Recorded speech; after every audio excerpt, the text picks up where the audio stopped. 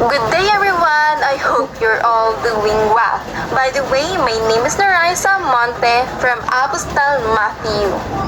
In this subject, human reproduction, I would like to talk to you about a topic that affects many individuals worldwide, the congenital malformations. Understanding their origin and characteristics.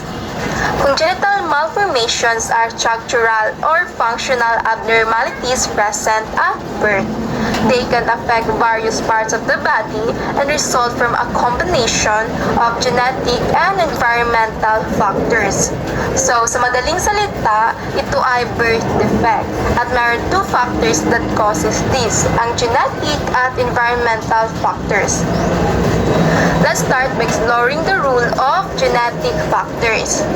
Our genes are like a set of instructions that determine how our bodies grow and develop. Sometimes, changes or errors in these instructions can occur, leading to malformations. These changes ay maaaring minana pa natin mula sa mga magulang o di kaya naganap during early fetal development.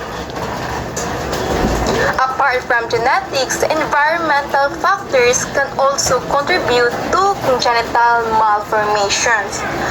These factors include exposure to certain substances or conditions during pregnancy, tulad ng mga gamot, infections, lason, at radiation. Kaya it's very important talaga for pregnant women to be aware of potential risks and take necessary precautions. Common congenital malformations. Congenital malformations can affect different parts of the body. Now, let's take a closer look at some of the most common congenital malformations. First, we have neural tube defects. Neural tube defects occur when the neural tube, which forms the baby's brain and spinal cord, doesn't close properly. So, ang neural tube defects daw ay nangyayari kapag hindi maayos ang pagkasara ng neural tube na siyang bumubuo sa utak at spinal cord ng sanggol. Ito ay maaaring magdulot ng mga kondisyon tulad ng spina bifida o anencephaly na nakakapekto sa physical and cognitive development ng sanggol. Second is heart defects. Heart defects are structural abnormalities in the heart's formations. Maaaring ito ay simpleng mga conditions na nagdudulot ng mga minor problem o di kaya'y naman mga komplikadong depekto na nangangailangan ng operasyons.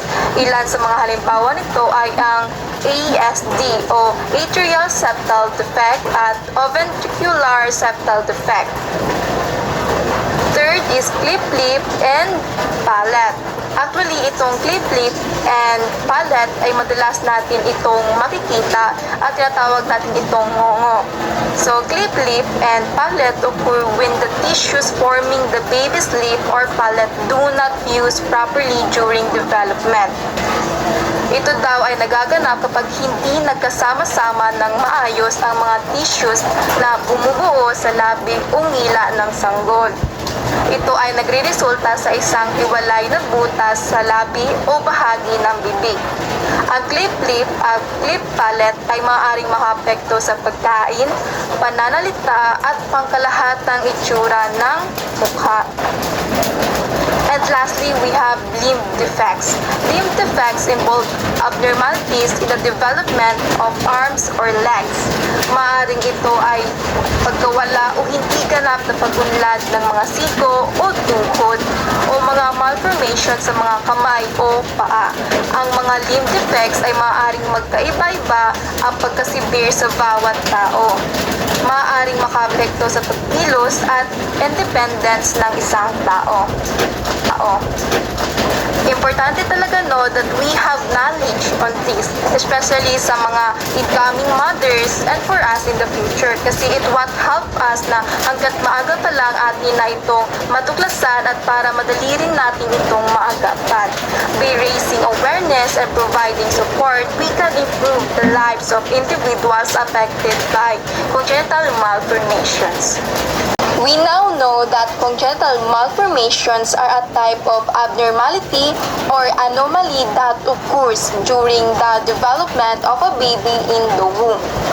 They can be categorized into three main types: malformations, deformations, and disruptions. For better understanding, I will explain the differences between malformation, deformation, and disruptions. Let's start with malformations. Malformations are structural abnormalities that occurs during fetal development.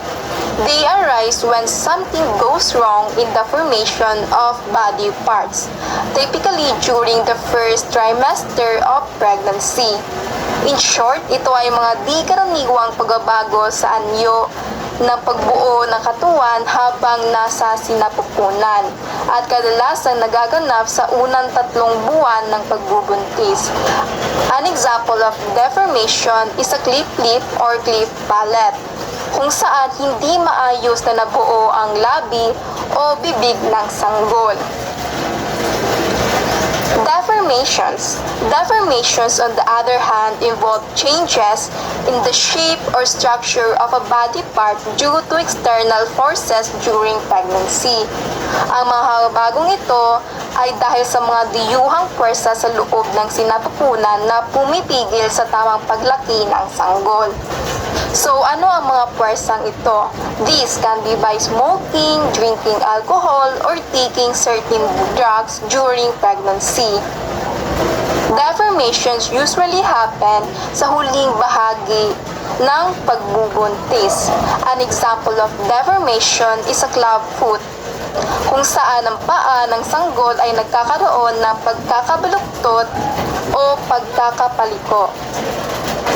Disruptions. While disruptions are abnormalities that arise when previously normal tissues is damaged or interrupted during fetal development. Unlike malformations and deformations, disruptions happen after a body part has formed correctly.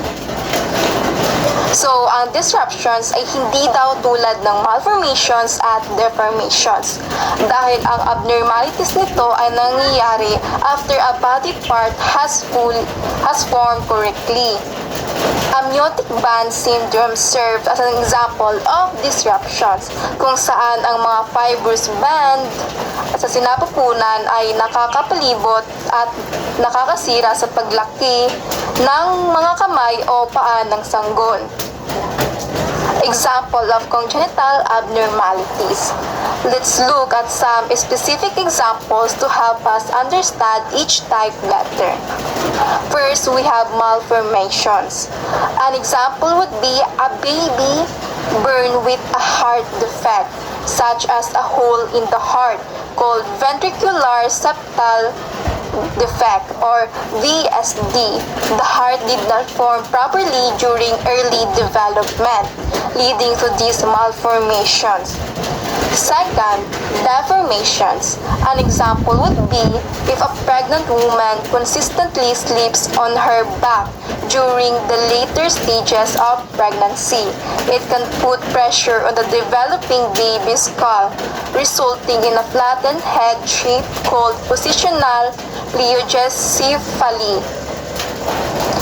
And lastly, disruption. An example would be amniotic band syndrome.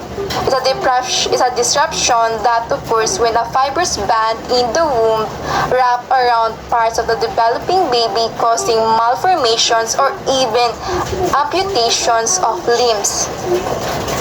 So, sa kabuuan, ang malformation, deformations, and disruptions are different types of abnormalities na maaaring mangyari sa panahon ng paglaki ng sanggol sa sinapupunan. lipunan. Malformations are structural problems that happen during early development. Deformations are changes in the shape due to external forces, and disruptions occur when previously normal tissues is damaged or interrupted. Mahalagang maunawaan ang pagkakaiba ng mga kondisyong ito upang ma-diagnose at malagaan ng tama. It also helps us to appreciate the complexity of human development and various factors that can influence it. And that would be all for this video. Thank you for your attention.